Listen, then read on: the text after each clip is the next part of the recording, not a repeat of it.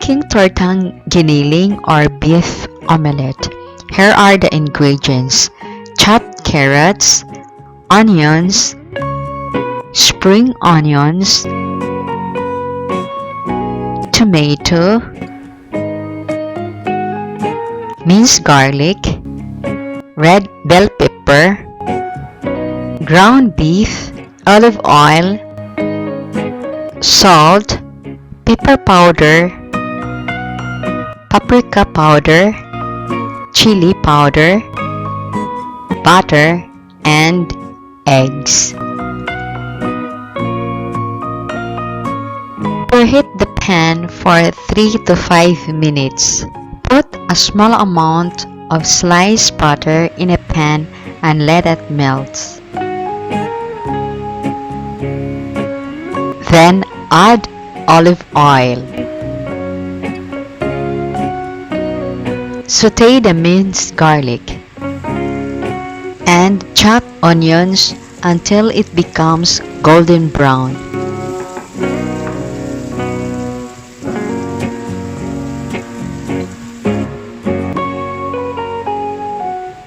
Place the ground beef, or you can have minced pork instead of minced beef.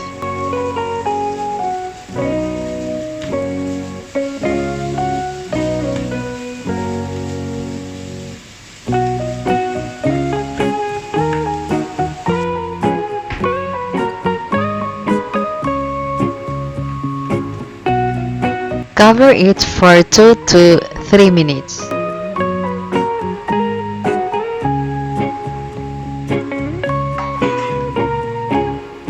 Stir it.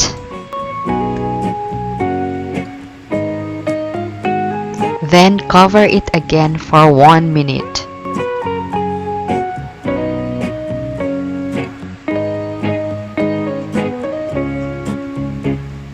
Add salt, pepper powder, chili powder, and paprika powder.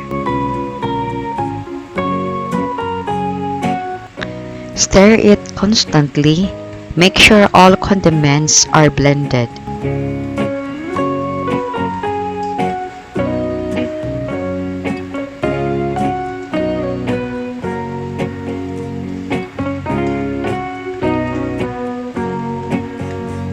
Now it's perfectly done, guys. I'm going to set aside this first.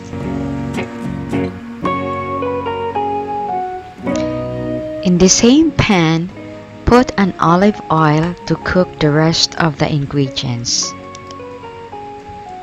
I'm gonna saute tomato first.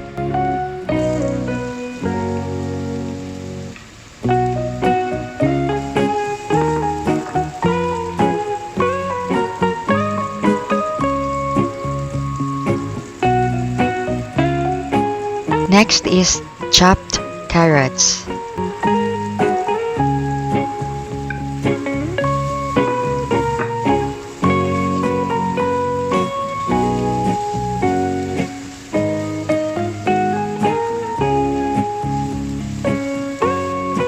And last one is the red bell pepper.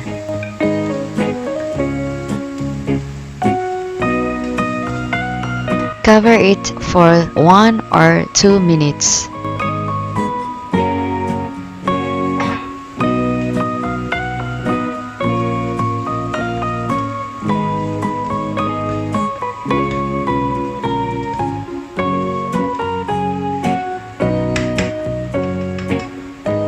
It's cooked already, so I'm going to put the ground beef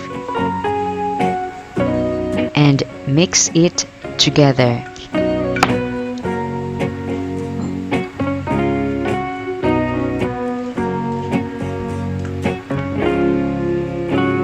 Cover it for a while.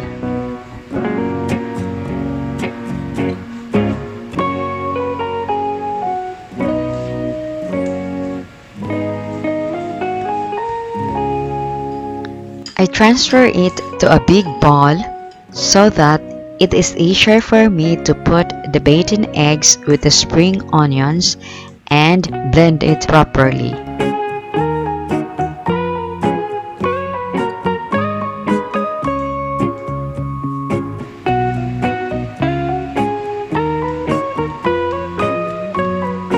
With the use of a big spoon, put the mixture in a pan and spread it to make these into a pancake-sized omelets, roughly around 3 inches diameter. This will make flipping these ground beef omelets easier. Repeat the procedure until to the last mixture.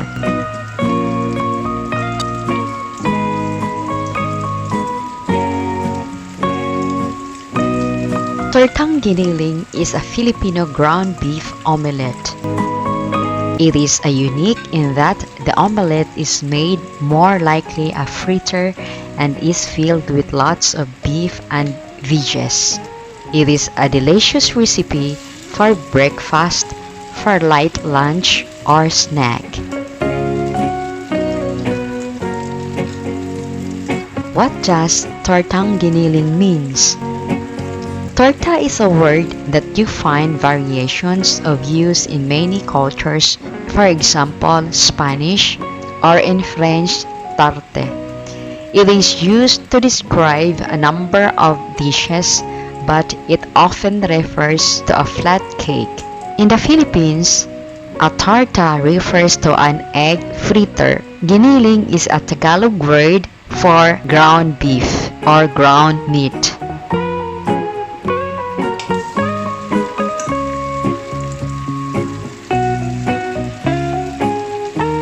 The earliest omelettes are believed to have originated in ancient Persia. According to Alan Davidson, the French word omelette came into use during the mid-16th century. There are many variations of omelette in many countries like China, France, India, Indonesia, Iran, Italy, Japan, Korea, Philippines, Spain, Thailand, Pontic Greeks, United States, and Mesoamerica. On March 1994, the largest omelette measured 1,383 square feet in the world at that time was made with 160,000 eggs in Yokohama, Japan. But the record was surpassed on August 11, 2012 by an omelette cook Ferrara do Sicily, city of Santarém, Portugal. This record-breaking omelette weighed 6,466 kilograms and required a 10.3 meter or 34 feet diameter pan. I'm done cooking my own version of Tortang Giniling. Next is the béarnaise sauce. Here are the ingredients: butter, béarnaise sauce powder, water, and milk. In a small casserole pot, put the butter, water, milk, and béarnaise sauce powder. Stir it every now and then until it becomes sticky.